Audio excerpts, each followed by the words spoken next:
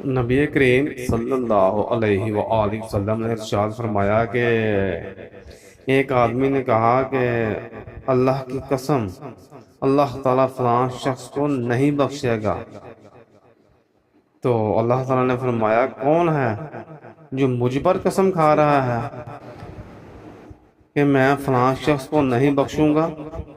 میں اس فلاں شخص کو تو بخش دیا، اور ایسا کہنے والے تیرے سارے عمل ضائع کر دیے۔ تو ناظرین کرام، ایسا کبھی بھی نہ کہیں کہ فلاں شخص جنتی ہے، یہ دوزخی ہے، یہ گناہ گار ہے، اس کو اللہ نہیں بخشے گا۔ ایسا کبھی بھی نہ کہیں، اللہ تعالیٰ کو یہ بات بالکل پسند نہیں ہے کہ فلاں شخص جنتی ہے، فلاں دوزخی ہے، جہنمی ہے، یہ گناہ گار ہے، اس کو اللہ نہیں بخشے گا۔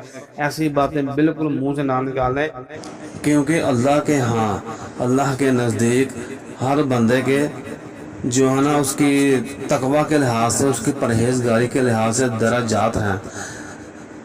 اللہ تعالیٰ ہمارے ہر عمل کو جانتا ہے، کون کتنا گناہ گار ہے اور کون کتنا پرہیزگار ہے، یہ سب اللہ جانتا ہے۔ السلام علیکم۔